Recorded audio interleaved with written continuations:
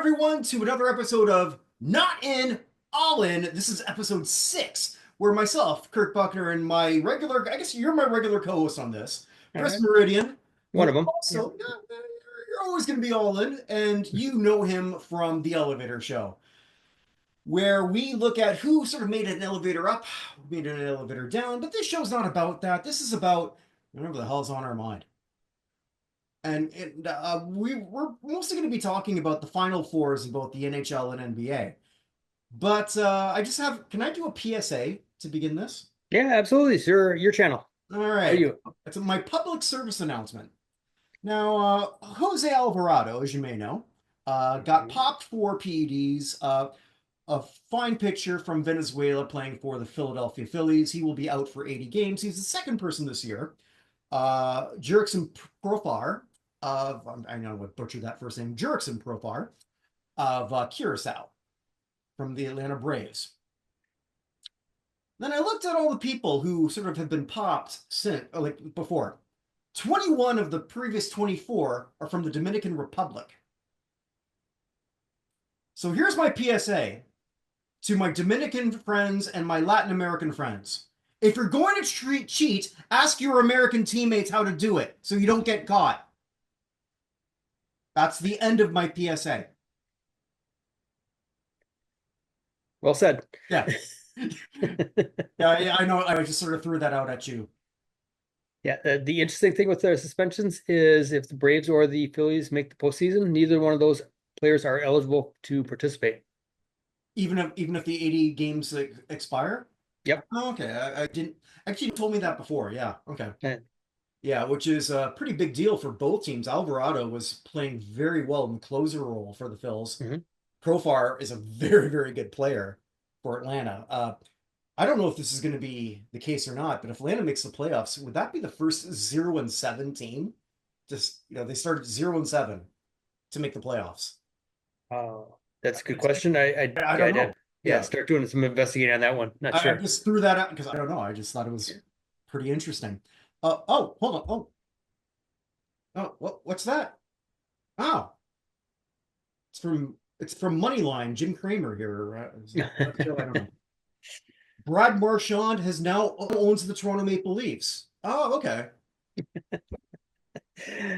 Yes, he does. Yeah. Sorry, that was another prop. I'm not Carrot Top, but I'm trying. Actually, why would I want to try to be that? Let's usually we've previewed the first 2 rounds of the NHL playoffs, and I don't even know that I can preview the next round because I don't know what's going to happen with this one. But let's just look at the biggest story of the weekend. Sadly, well, the second biggest story for me, or the biggest story for me, is my Jets got eliminated. I missed the Saturday night game because I was out at the Kendrick Lamar concert. For those wondering, there was more fat white women than fat black women. I was counting. 8-6 in my area. But all 14 of them sort of were kind enough to show far more boob than they needed to. No. No comment. No comment. I was not the oldest white man there. I was third. You took a poll? I was just looking around because my wife said, Okay. like, I'm going to be the oldest person there. Like, shut up. That's not funny. Anyway, it was a lot of fun. But from what I understand, because I did rewatch the game, or not rewatch because I didn't watch it, but the Jets put up a fight. I can't say that this is a giant surprise because there's a different build for a hockey team in the playoffs than there is in the regular season. I was certainly hoping for a different result. Dallas, there's a reason why they're favored again against Edmonton. Winnipeg, although Connor Haliburton had a lot of bad road games, I don't think anyone can dispute that. Winnipeg didn't go down. They went down fighting. We can't say that about the team from the province east with the Toronto Maple Leafs. And my YouTube timeline was just like swarmed with people jumping on all the Maple Leafs. And I'm going to do a bit of that too, if you don't mind. No, But I feel like doing it myself. So let's okay, have at it. well, okay. So you did you grow up your entire life in Wisconsin? I did. Okay, yeah. Because I mean, I know you've told the story before of how you became a Canucks fan, Mhm. just Yeah. through the Milwaukee Admiral. So so there's a natural thing there. Have I ever told you why I hate the Leafs?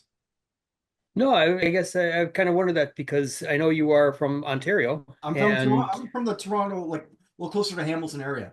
So okay, I'm from Leaf country. Yeah. 100%. Yeah, and I'm a Raptors fan. I'm a Blue Jays fan. So like, why do I hate the Maple Leafs? So I'm going to tell you that now. I'll tell everyone that. So we're around the same age. So in the early to mid 80s, when we're sort of like finding our sports niche and whatnot, uh, hockey is the first thing that a lot of Canadians gravitate to, and that was the same for me. But the Leafs at that time were not a good team. They had Boreas Alming, not much else. And then later on, Wendell Clark. I got a story about him I can tell you later. I'm not going to tell on air. I might Yeah. have already told you this. Have I? Yeah. I have. Okay. All right. All right. So I won't repeat it. But Yeah. Then Dougie Gilmore came in well, yeah, but that was the early 90s. early 90s. So Yeah. I would have been around 20 then. But when I was a little kid, so when I was 9, 10, starting to watch this, Okay. there was the owner, Harold Ballard, who Mm-hmm. was a sack of shit. Lousy owner, didn't really care. This was the whole thing. He was a joke. He was like if Jerry Jones was colossally incompetent. I know a lot of people might hear that, well, Jerry Jones is incompetent. No, not compared to this guy. Ballard was the worst. So as a kid at 10 or 11, it was pretty easy for me. If the owner doesn't care about this team, I'm not going to either. I'm not going to invest any emotional labor into this team. And it was Gretzky mania, and my mom's maiden name is Goulet. So there's Michel Goulet, who was a Yeah. Quebec Nordique, which also explains, if you sort of like follow where I'm going here, why I'm a New Orleans Saints fan. Because they had the fleur de lis on the side of their jersey. And as a kid, then starting to watch football, there's no real tie-in. I mean, there's a lot of Bills fans where I'm from, but no, there's that fleur de lis on that helmet. That's my team. And as I got older, I found Leaf fans generally far more obnoxious. When I was living in Winnipeg too, and the one game where the Leafs would play because East-West thing, so it's only like one game, and I was living right downtown, right across from the arena. So it's just like, go, Leafs, go at the end of every game if they won. And like, you don't hear that from anybody else. It's just they're the worst. And you saw that at the end of game 7, or even second period of game 7. They're throwing jerseys already on the ice during play, Mm-hmm. which is very dangerous. Don't ever do that. It's this sense of entitlement from a group of people who have never seen their team win unless they're over 65 and would remember. I mean, like, I guess 60 maybe, but I kind of bumped that up a little bit more. Yeah. And then there's a song from one of my favorite bands called Sloan. They're a maritime band. And it's not the band I hate, it's their fans. Same thing. I don't hate members of the Toronto Maple Leafs. I don't have any reason to. I hate Leaf fans. And I think we saw that on display. I don't want them to be happy. I don't. Even though we will share the same team in basketball and baseball. Give me hate comments for that as opposed to the Beachcombers thing, because I've got another one when we do the next show on that, let me tell you. But that is why I hate the Maple Leafs. Because I Yeah. was thinking about this today. I realized you probably have no idea why I hate them, even though I like other Toronto teams. Well, I mean, I know you're a fan of the Jets, and being a fan of another Canadian team Mm. like you, other than Toronto, um, I know that there is just the natural dislike of the Leafs of pretty much every other Canadian The team. hate for the Leafs came first. Yeah. So, like, I realized, and I was telling my wife this, I was happier that the Leafs got eliminated than I was sad that the Jets got eliminated. I don't know what that says about me. other than I'm a very petty man. Yeah, a little Schadenfreude there, no big deal. I am half German. Yeah. Yes. But So go ahead. yeah, I understand where you come from. I mean, it's most people that their fandoms come because of where they're born.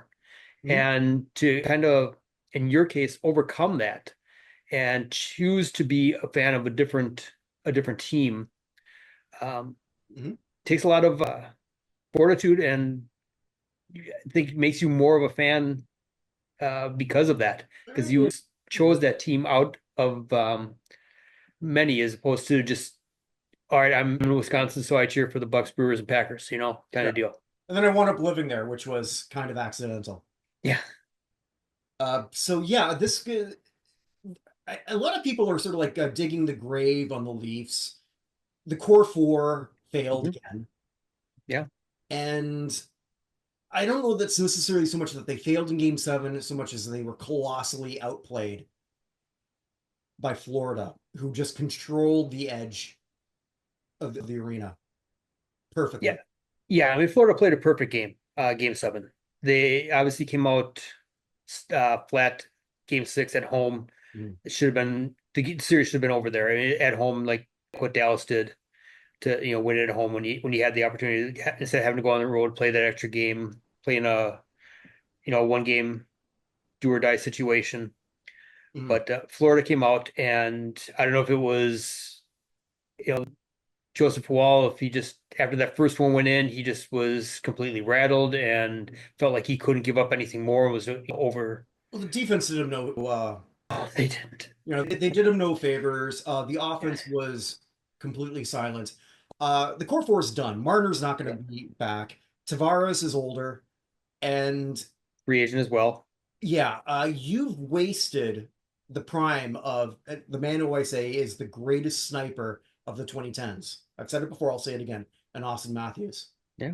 your fellow American, your Yeah. fellow American, uh, who is the only person ever who, when he cleans up, looks sleazier. It's an American gift, right? No, it's him. No, it's not he's American. He just looks like a porn star. Okay. He looks like he should be hanging out with Ron Jeremy,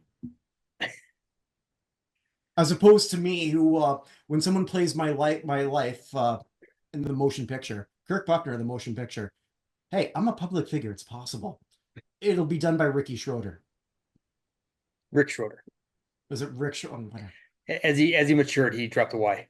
Oh yeah, yeah. He matured so much he decided that he was going to yell at Costco workers during the pandemic because they set the policy. Look it up. It I do that on a weekly basis just for fun. What's wrong with that? You laugh, but is he telling the truth or not? I don't know. We'll have to go. I don't have a Costco membership, so I mean, you'll have to sort of Mhm. like smuggle me in. I don't know how that works. All right, I'll let you know if it's true or not. I don't either. Okay. Oh, there you go. Well, so we have a Final Four of four teams. Edmonton, who hasn't won Well, since 19. Go ahead. can we go back to the Leafs one more Oh, second yeah, here? absolutely. Go ahead. I saw this on the X machine earlier today, and it made me smile, Hmm. made me laugh, made me share. Wonder if it's the same one. It's from Gino Hard was the one who I saw it from. Hat tip to Mike Bunt. Hmm. Since the lockout in 2004, 2005, Probably the same. Buffalo Sabres Yep. have won Yep. four playoff series. Toronto has won two. Buffalo has not made the playoffs in Yep. 14 years. 2011. I would have lost a bet if somebody would have asked me that. I would have lost that completely.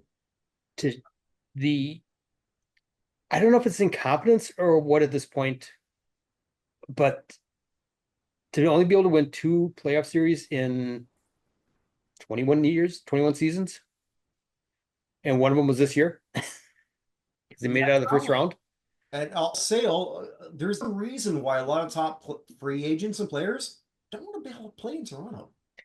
It's a fishbowl. It's more so than a lot of cities. I mean, it's the New York of Canada. Everything is the center of the universe. Everything runs through what are the Leafs doing, and Oh yeah.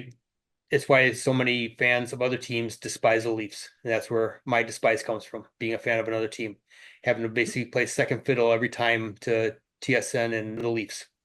So, I mean, let's look at the team that beat him, Matthew Tkachuk and the Florida Panthers. hmm, Whether you want to say he was the best player or Barkov or Bobrovsky, whichever, doesn't matter. Marchand, yeah. Marchand, yes, the new owner of the team. Uh, Actually, let's just say Marchand because he's the only Canadian out of those four. Okay. Yeah. So if I'm Brad Marchand, who grew up a Leaf fan, Yeah.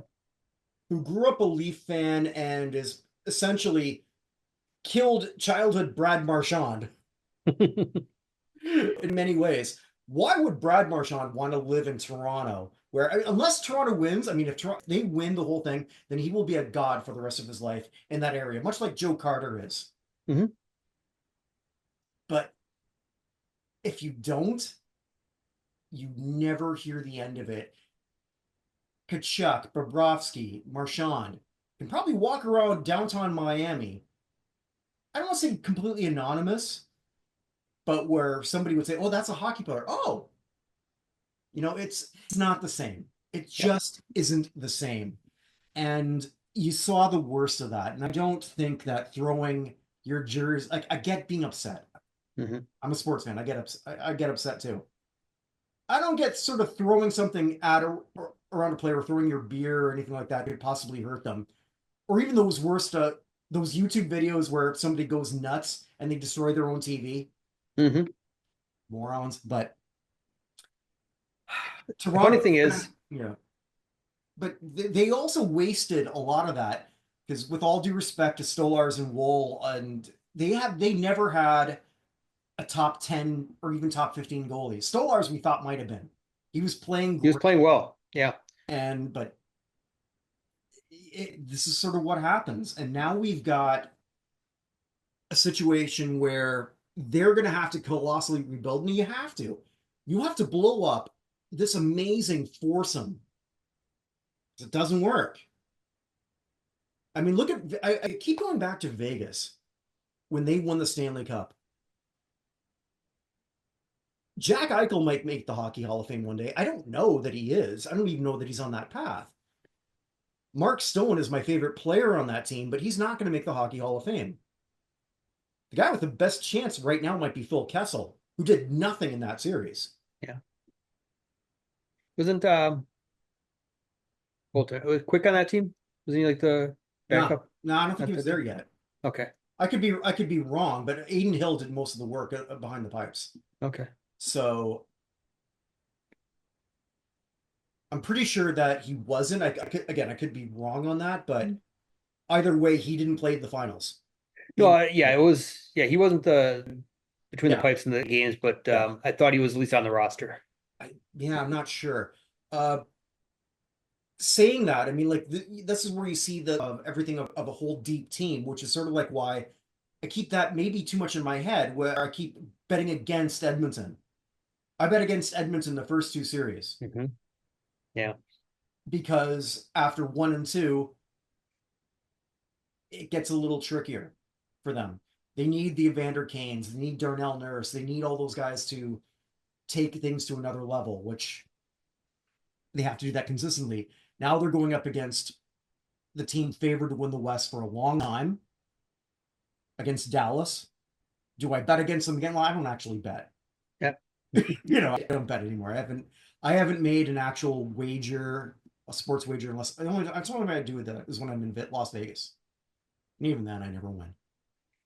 So I should do a show where it just here's what I think should happen, and then people will win money based on not Doing betting. the opposite. Doing the exact opposite. Yeah. I'm happy with the four teams. I mean, just if I take my fandom away, these are four great teams. Edmonton, Dallas, who have been to this level before. Edmonton, who have been to the finals last year. I can't not, as a fan, and that's not just the Canadian to me. I don't want Connor McDavid to go down in history as the greatest player not to win a Stanley Cup. I don't want that for him. He might be that right now. What do you think?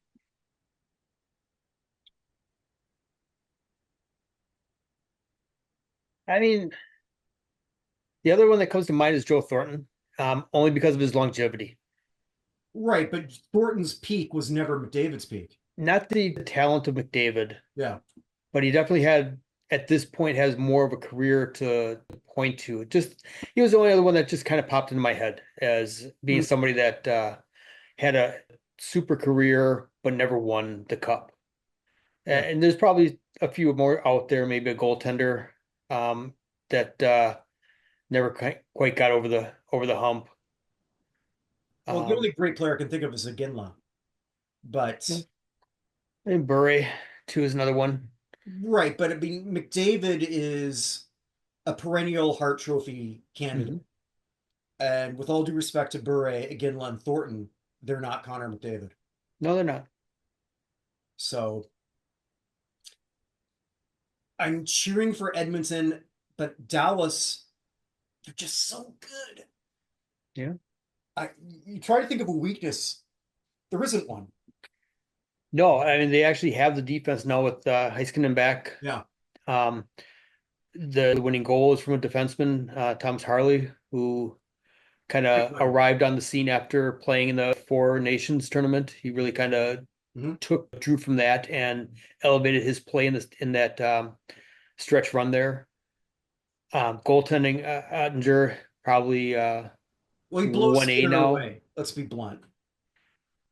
And Stuart Skinner is a good player. He's a good goalie, but Stuart Skinner is not Jake Ottinger. Stuart Skinner is not going to contend for a Vezina anytime in his career. And it's very reminiscent, I guess, of the Leafs to a point where you've got these two studs in McDavid and Draisaitl, and you've never had an elite goalie behind them. Skinner, although was fantastic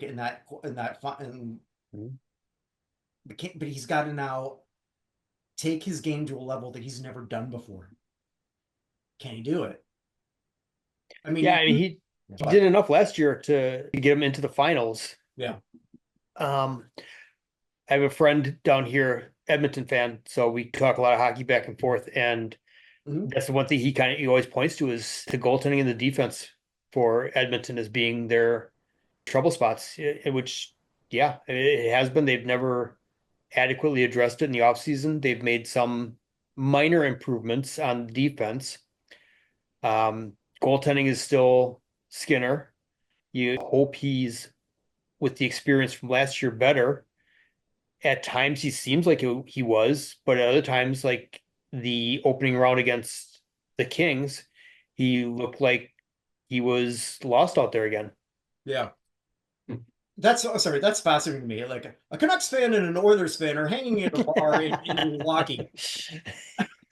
No, Exactly. Yeah, but it's actually, where are you again in Wisconsin? Waukesha. Waukesha. Okay, Yeah. I thought so, but I wasn't sure. Waukesha. I got to make it out there one day.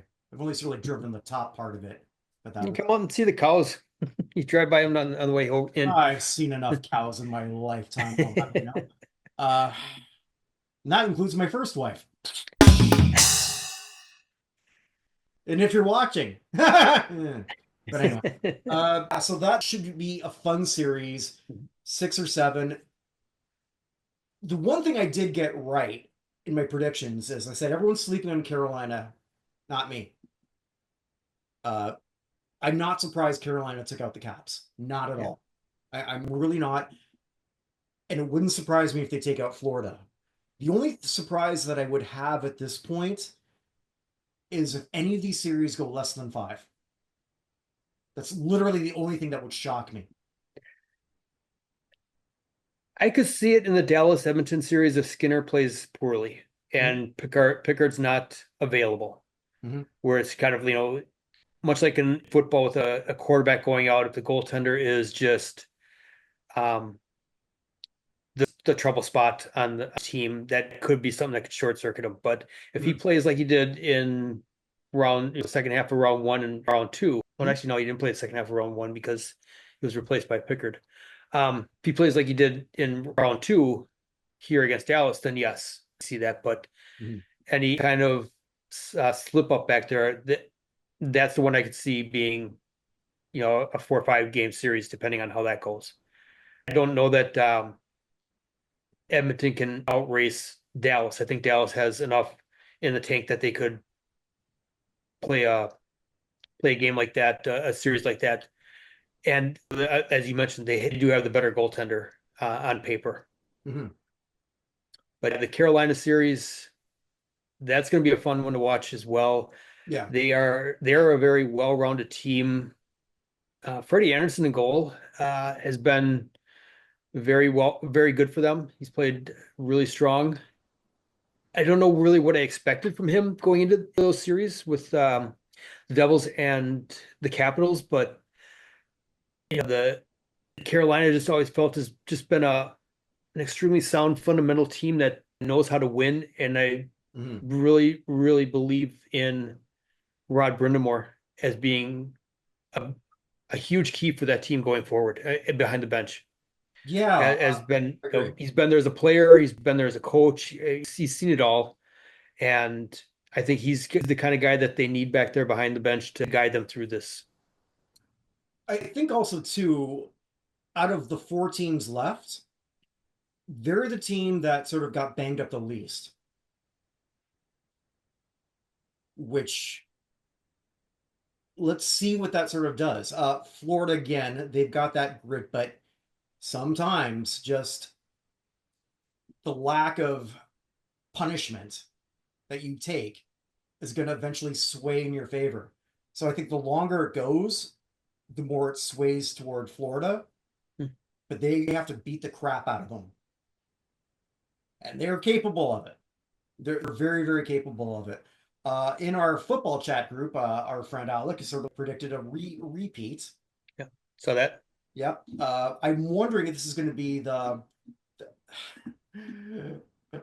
Rantanen sort of like revenge tour. I'm pulling for it just to see how that storyline plays out.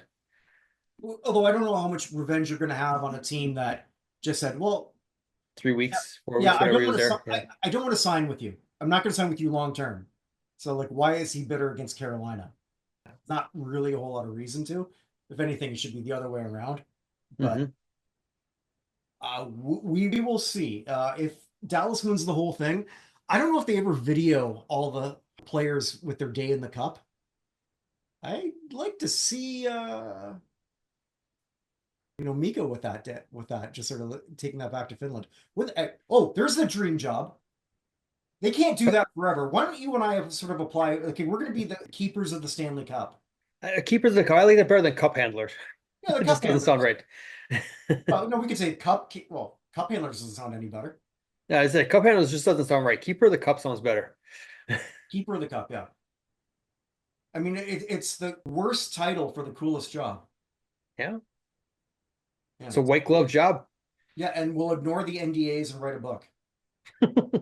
Okay, I just blew it for us. Sorry. Yeah, now they know.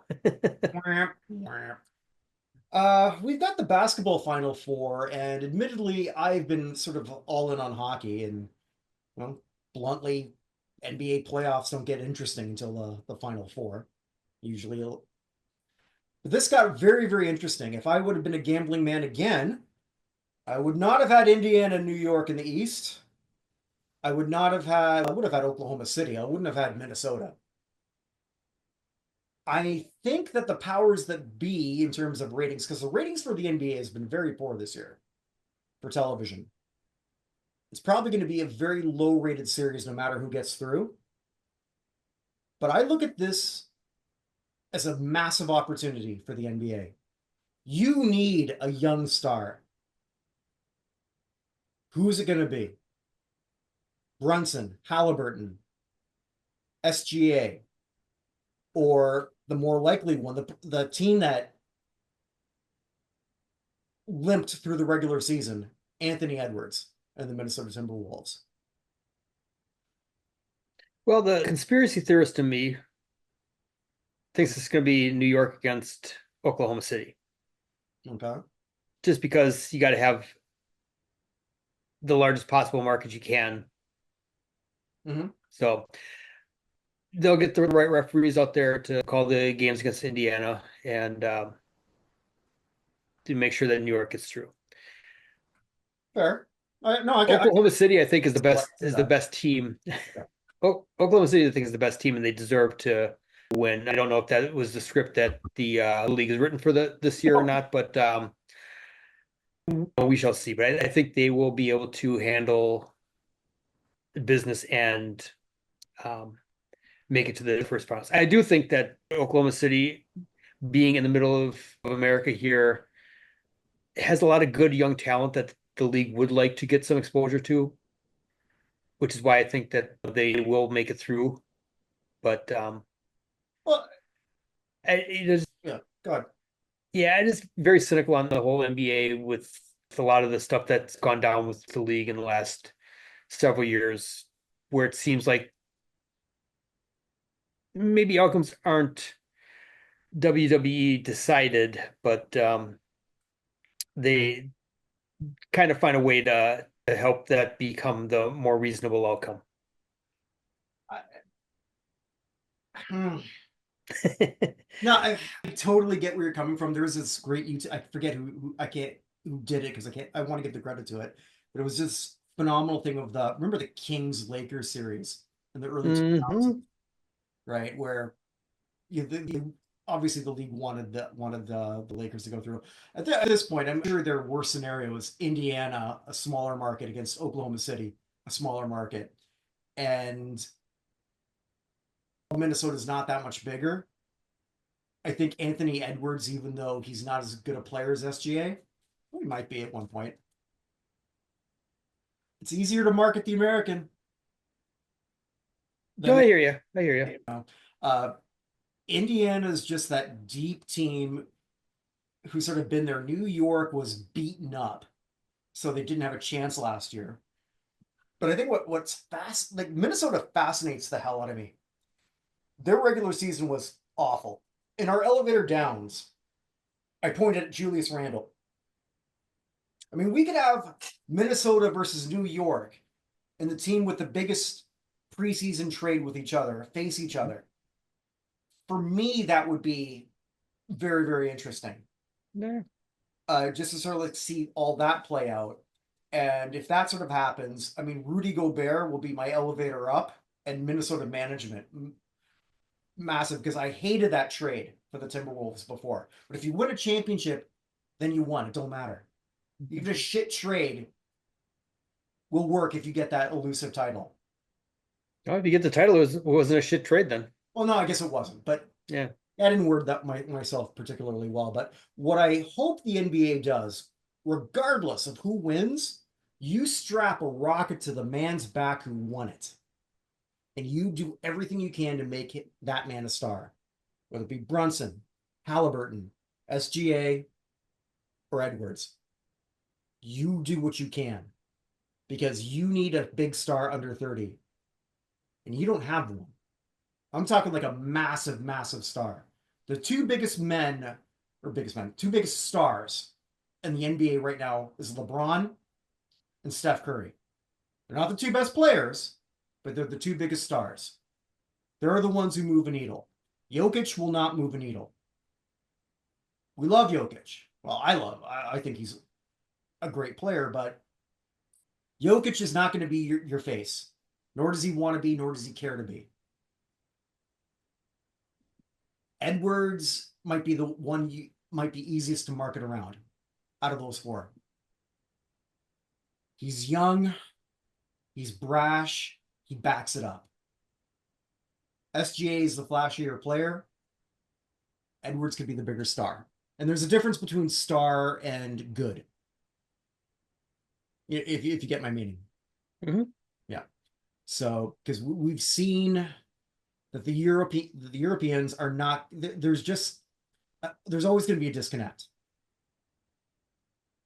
Even with Giannis, there's a disconnect in terms of that mass popularity. Giannis should be a far bigger name in celebrity than he is. Yeah, and he is back home. I mean, he back in Greece. He's Oh, he's in Greece right now? No, he's going to meet with the team later this week to decide what they want to do going forward. Okay. Yeah. But when he's back home though, I mean, he is as big of as important as anybody is in the country. So Hmm. he may not be a star here in America where they want him to be, where he sells more tickets, but Hmm. where he's from, he is treated like the star he really is. Right, and that's just sometimes how it goes. Stephen A. got a lot of shit. Stephen A. Smith got a lot of shit for when he said that it's a problem for MLB when your best star doesn't speak English. With Shohei Ohtani, which I think he speaks English. I just think he chooses not to. Yeah. If But you didn't have to, would you? If you were in his position? No, because yeah, that's less questions you have to answer. yeah, like how are you so stupid to let somebody sort of like get into your bank account, which you probably anyway. That's we've done that before. I'm not going to do that again. But Stephen A. for when a lot of people were sort of like, so that's racist, blah blah blah. There's something kind of to it. If you're not there, sir, if you're not going to be going on, I don't know, Kimmel. I mean, I'm just thinking that because Kimmel's a sports fan. I'm doing sort of like those type of shows. It does hinder your ability. Hell, I mean, before that, I mean, his teammate Mike Trout. I don't even know if I know what his voice is. Trout was unmarketable, and he was probably fine with that. There's just something where you've got to have that player with that it factor, and you got to find one. You need one under 30 bad because your ratings are tanking. The style of play is turning off a lot of people. And I can argue, and I will argue, that the biggest name basketball player under 25 is Caitlin Clark. Biggest name. Yeah, no, Yeah. yeah, the most popular, biggest name, most recognizable name. Yeah, I get you. I was trying to think if there was a name that popped into my head that I could come up with, and I can't. Yeah. So if Caitlin Clark and Shea Gilgis Alexander or Anthony Edwards are like walking to a place, who's going to be most recognized? There's a good chance it's her. Hell, I could throw Angel Reese in there, and she might be more recognized. Maybe because she's not wearing anything, because she likes to sort of like dress very provocatively, and then say, Oh, okay. "Hey, how come you're not looking at? How come you're sort of looking at me when I look like this?" Yeah. Because she looks like that. I thought maybe we said you throw her in there, maybe you miss, and Yeah, she I'm now coming off like Uncle Perv, but didn't. she's a very attractive lady who knows it. I don't know. That's just I could go on a rant like so like, hey, how come like you're complaining about how people talk about your looks when you're posting on Instagram where you're pretty much wearing string? But if I was a hot chick, I'd do that too. All right. I, which will never happen because I'm not going to sort of like morph into a Rob Schneider movie. Remember that, the hot chick? Yeah. I know you've got some things you want to say about racing. Yeah, that was my weekend. It was we had the Indy 500 qualifying. Okay. And so we have a field of 33. One driver we had 34 entries, so one driver did not make it. Jacob Abel from Dale Coyne Racing. Unfortunately, Coyne's team they just couldn't find the speed this weekend. Their second driver, Renus BK, qualified, but he was 33 out of 34. So just barely squeaked in there. So they had the roughest weekend in there. Um, Number of drivers had pre qualifying or actually during qualifying wrecks that looked very scary. This new hybrid engine that first time they're running it through the 500 here, causing a lot of causes maybe has causing some problems there with cars back end stepping out on them. Saw a number of drivers touch the wall and kind of get up on their sides, almost flip over. So No serious injuries, but it did screw with Marcus Armstrong and Colton Herta's qualifying attempts, and both of those are strong drivers that had a chance to have some decent qualifying that had those wrecked. But the biggest story out of the weekend is the pole sitter, rookie driver Robert Shwartzman from a rookie team, first time IndyCar team, Prema Racing. So it'd be interesting to see how that goes off on Sunday afternoon. He's a rookie in IndyCar, but Schwartzman's got a lot of racing experience, so it's not like this is his first big race. He's raced in Europe before, big races, so no real concerns there with him coming off on the pole there. It's just interesting to see a new team be able to take that spot there against away from the Penske's. So that was good. And then post qualifying, Joseph Newgarden, two-time defending champion, and teammate Will Power both had failed inspections. So they were sent to the tail end of the field. So they'll be riding 32nd and 33rd when the flag flies on Sunday. You can win the Indy 500 pretty much from anywhere because of how long the race is, because of the caution periods that will inevitably occur. So strategy can work in your favor. Fuel saving, whether you pit at the right time, don't get caught out by a yellow. So it doesn't necessarily mean that they don't have a chance coming from the back row, but it's a lot more difficult than being in the top, one of the top spot rows there. So Sunday, it's usually 11 o'clock Central Time. So you kind of adjust it based on where you are. But that's where I'll be Sunday You're gonna be late there? morning. No, I'm watching. Oh, okay. Not gonna attend this year, but one of these days we'll get Oh, there. because you're not that far. No, Indianapolis is less than a day's drive for me. So yeah, we could drive there and spend the night and come back. But no, we'll be a couple weeks later. We'll be up in Road America, Elkhart Lake, and then they'll come back through in Milwaukee towards the end of August. So a couple chances right here in state to see the circuit come through. One oval course, one road course. So fun times. All right, and I will be here in Seattle watching another protest, I'm sure. Yeah, Memorial Day weekend. I'm sure they'll be out in force. Oh God, really? Yeah. Queers for Palestine. Hmm. Guys, I've actually seen it. I didn't think that was true until I saw it. It's not a political statement. It's just something that I go, eh, eh, yeah, yeah. hmm I hmm don't know. But anyway, I guess it sort of brings us to a close. So check out everything else that we do here in the Buchnerverse at notinhalloffame.com. Next week, we will be announcing who are the replacement nominees for the United States Athletics Hall of Fame. You don't know who they are? I know you know one person who it isn't, because I kind of told you. Yeah, no one person that is, Which one and who one it person. isn't? I know who isn't. Yeah, because like that's the one that we both want. Yeah, yeah, she'll And get there. We'll get her in. We'll keep talking to people and telling them why she should be on there. right, yeah, because like, I'll tell you right now that she did not. And we'll sort of like get there a little bit later, at that point, which also sort of shows that, yeah, I might run this joint, but I have only a partial vote. That's right. You know, that's just how it goes. So that'll be some big things coming up very, very soon. Lots of other shows sort of coming up. We're recording a few more with Vinny Lospinuso, our good friend.